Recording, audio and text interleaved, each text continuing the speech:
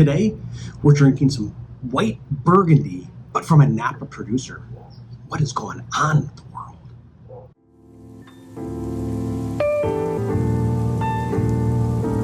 What's going on, everyone? It's Dublin. Come eat and drink with me. That's right, you heard me correctly. I'm drinking white Burgundy from a Sonoma producer, not Napa.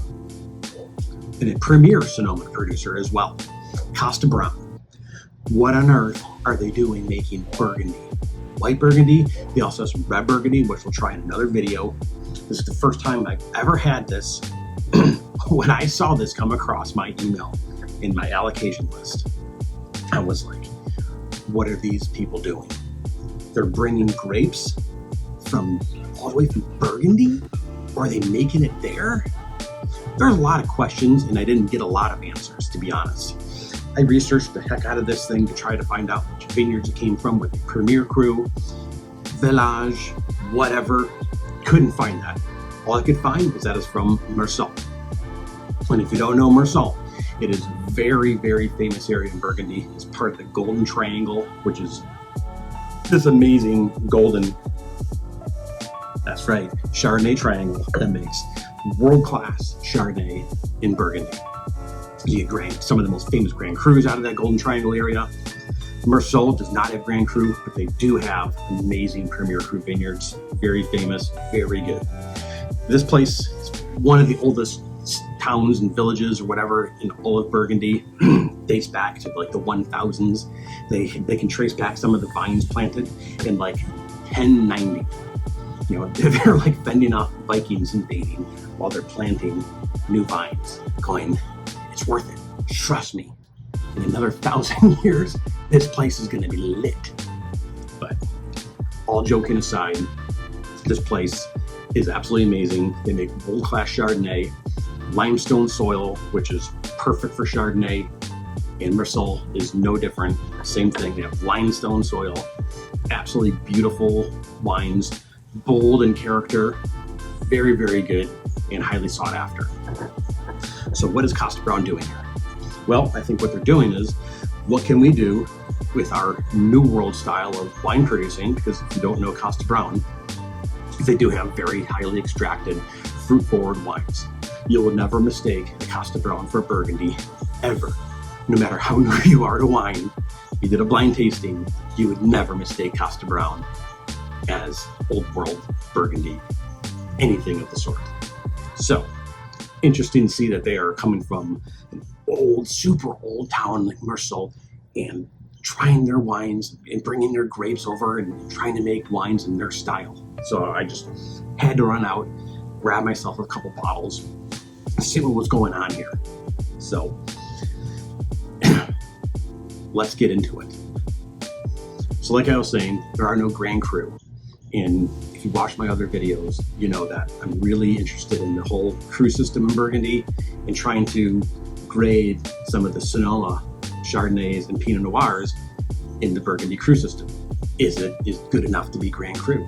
Is it Premier Cru? Is it Village? Like, where are we? So this is like an even bigger challenge, is we're going to see what a Napa Sonoma wine producer can do with Burgundy grapes. And are they producing Premier Cru quality wines? Now, you don't have to correct me. Dublin is well aware that the Burgundy cru system are the vineyards themselves. But in Sonoma and Napa, it's kind of hard to do that because there are very few actual vineyards that produce their own wine. Now, there is, of course, places that do that and they have their own estates, but they buy a ton of wine, a ton of different grapes from all around, and then they bottle them. So that's the challenge we have, is we're going to grade that bottle on a cru system, okay? So we're just having fun with it. This isn't like something that we're publishing or Robert Parker is overlooking his nose down at me. I don't know, not forward enough for me. No, we're just doing this and we're going to try it out and see what's going on. Now, the 2020 harvest was one of the earliest grape pickings they've had in the history of Burgundy. So those sugar levels really spiked because of the very warm weather they had that year. And they wanted to pick before the acid was gone, when it was all sugar.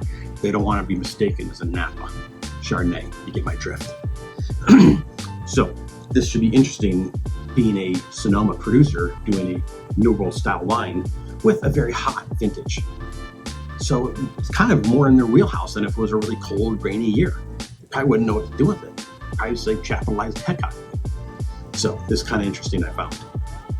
It is 15% new French oak, which, if you know Sonoma and Napa, that is a very low percentage of new oak. Usually you're like a 50-50 split. Sometimes it's 30%. The really, really good places that really want their wine to, shine and not have too much oak, it's usually around like a 30%, 20% range. 15% very low. So we're having a ton of neutral oak here, folks. All right. So let's see what's going on in the glass. What can Kosta Browne do with Burgundy white grapes? Fascinating.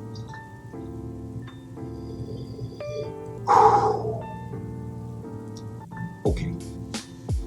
I think we might have something here. Wow. I mean, it's beautiful, like lemon minerality coming through.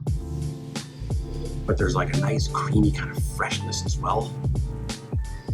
Get a little apple in there in the nose. Like there's no doubt like a kind of a creamy, lemony note coming through. Really nice. Yeah, the creaminess is really jumping out. You get that lemon, you get a hint of that minerality, but it's not a ton. Probably that hot year. Some of that, those fruits are coming forward. All right, let's get into this palate here, see what's going on. So far, the nose is, to me, I'd say in Premier Cru nose. It's complex and it's jumping from the glass a bit. It's really nice.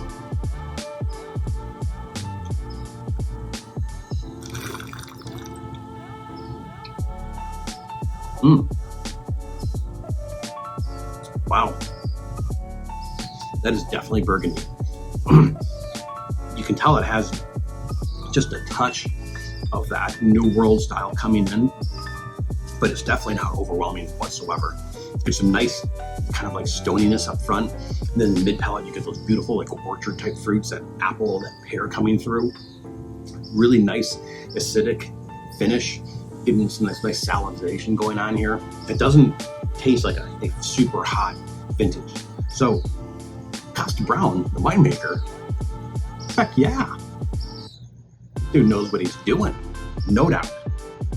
This is really well balanced. It's really beautiful wine. Wow, I am impressed.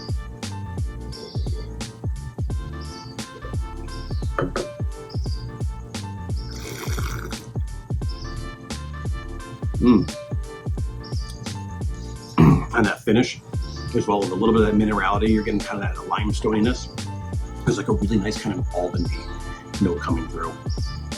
And usually you only get that, for me, in Chardonnays, when you've had like a lot of age, you start to get a little bit of a darkness, kind of creeping into it. 10, 15 years type of thing. You get a lot of almond notes, to where here, I'm getting it as a very young wine. This is 2020. Burgundies can age forever, especially something made of this quality, which this is an absolutely banger quality wine.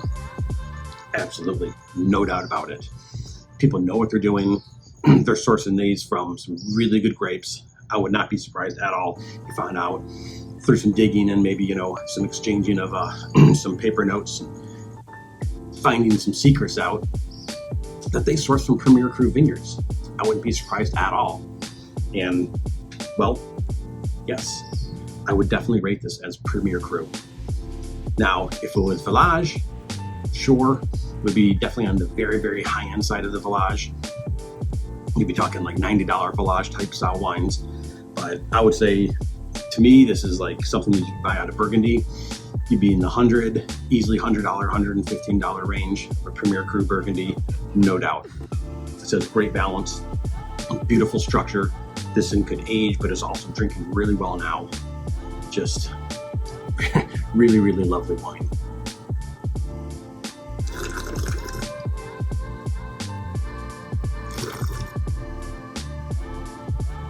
Trying to see if there's anything else coming out here that's jumping out at me to gain even more complexity. But I would say, no, this is very true to Burgundy. This is an old world style. To sum it up, I would say that this is true to its roots. as in Premier Cru roots, digging down in that soil, getting some beautiful expression out of the terroir, getting some beautiful fruit notes coming out of there.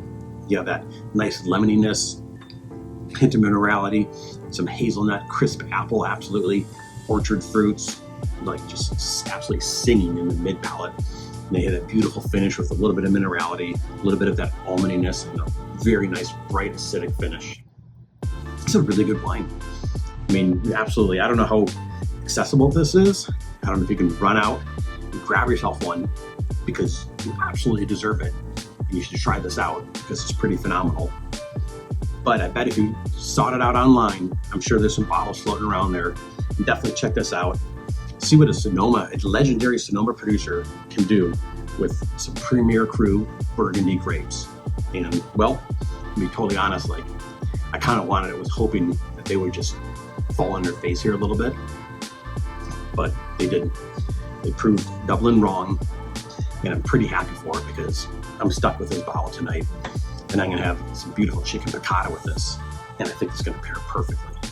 So I really can't wait, and I hope you go out there and do yourself some justice.